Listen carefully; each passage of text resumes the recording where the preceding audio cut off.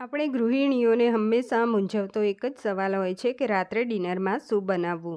રાત્રે કંઈક એવું બનાવવું પડે જે બધાને પસંદ આવે, કંઈક ચટપટું, ટેસ્ટી હોય અને દરેક માટે અલગ અલગ ના બનાવવું પડે. અને કંઈક એવું પણ હોવું જોઈએ કે ઘણી બધી વેરાયટી ના બનાવવી પડે. તો આજે હું તમારા માટે ડિનરનો એક જોરદાર આઈડિયા લઈને આવી છું, જે બાળકોથી લઈ અને મોટા સુધી બધાને ખૂબ જ ભાવશે અને માત્ર એક જ વસ્તુ બનાવીને ઘરના બધાનું ડિનર થઈ જાય. અહીંયા વટાણા મેં પલાળ્યા છે 1 વાટકી જેટલા, જે 2 વખત પાણીથી વોશ કરી પાણી 1 ગ્લાસ એડ કરી અને સવારે પલાળી લીધા. તો આ સફેદ વટાણા છે. તો વટાણા સરસ પલળી ગયા છે. સાંજે આ બની રહ્યું છે. તો વટાણાને કુકરમાં લઈ લઈએ. વટાણા લીધા. હવે 1 નંગ બટાકું લીધું છે, ધોઈ છોલી અને કટકા કરી લીધા છે. તો આપણે વટાણા સાથે જ લઈ લઈશું. હવે તેની અંદર 1 ગ્લાસ મોટો ભરીને પાણી એડ કર્યું. 1 ટીસ્પૂન મીઠું એડ કરીએ. અડધી ટીસ્પૂન હળદર. તો ઢાંકણ બંધ કરી અને મીડિયમ ફ્લેમ ઉપર 6 વિસલ પાડી લઈશું. તો અહીંયા 6 વિસલ પડી ગઈ છે. ગેસની ફ્લેમ બંધ કરી કુકરમાંથી જાતે જ પ્રેશર ઓછું થયું અને ચેક કરીએ તો વટાણા સરસ બફાઈ ગયા છે, બટાકું પણ બફાઈ ગયું છે. હવે ગેસ ઓન કરી પેનની અંદર 1/2 ટીપડી સરસિયું તેલ ગરમ કરવા મૂકવાનું છે. તો સરસિયું તેલ ના હોય તો સિંગ તેલ પણ ચાલે. 2 સૂકા લાલ મરચાં, 2 ટુકડા તજ અને 2 લવિંગ અને 1 તમાલપત્ર લીધું છે. હવે 1 ટીસ્પૂન જીરું, ચપટી હિંગ એડ કરીએ. તો આ સૂકા મસાલા બધા જ એડ કરી લેવાના છે. હવે 1 નંગ ડુંગળી સમારેલી એડ કરી અને સાંતળી લેવાની છે ધીમા તાપે.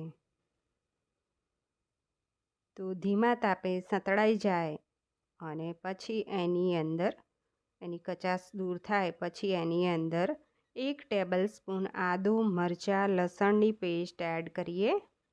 એને પણ સાંતળી લેવાનું છે. તો અહીંયા સરસ સાંતળાઈ જાય, બળી ના જવું જોઈએ. હવે એની અંદર ટામેટું એડ કરીએ, ઝીણું કટ કરીને. તો 1 નંગ લીધું છે, મીડિયમ સાઇઝનું. તો ટામેટું થોડું ચડી જાય પછી એની અંદર મસાલા કરવાના છે. તો લાલ મરચું પાવડર 1/2 ટીસ્પૂન. તીખાશ વધારે ગમે તો તમે 2 ટીસ્પૂન નાખી શકો છો. અહીંયા ધાણા જીરું 1 ટીસ્પૂન મિક્સ કરી લેવાનું છે. અને હળદર આપણે ચપટી જ નાખવાની છે આમાં. તો હળદર મેં પહેલાં નાખેલી એટલે આમાં ચપટી નાખી છે.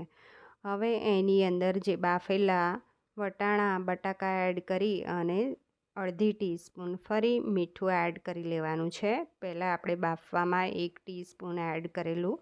હવે મિક્સ કરી લેવાનું છે. મિક્સ કર્યા પછી એની અંદર પાણી એડ કરી લઈએ. તો થોડું થોડું કરીને એડ કરવાનું. તો અહીંયા ટોટલ અડધો ગ્લાસ ઉપર થોડું પાણી એડ થયું. હવે અહીંયા ગરમ મસાલો એડ કરી લઈએ 1 ટીસ્પૂન. મિક્સ કરી લેવાનું છે.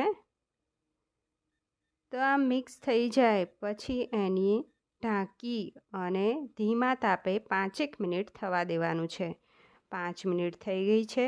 એકદમ સરસ ખુશ્બુ આવી રહી છે. હવે ફરી એને મિક્સ કરી અને ઉપરથી લીલા ધાણા એડ કરી લઈએ. તો લીલા ધાણા જેટલા ગમે એટલા એડ કરી શકાય છે. તો 2-3 ટેબલસ્પૂન જેટલા લીધા છે. હવે તેની અંદર અડધી ટીસ્પૂન સિંધવ નમક એડ કરીએ અને મિક્સ કરી અને ગેસની ફ્લેમ બંધ કરી લેવાની છે.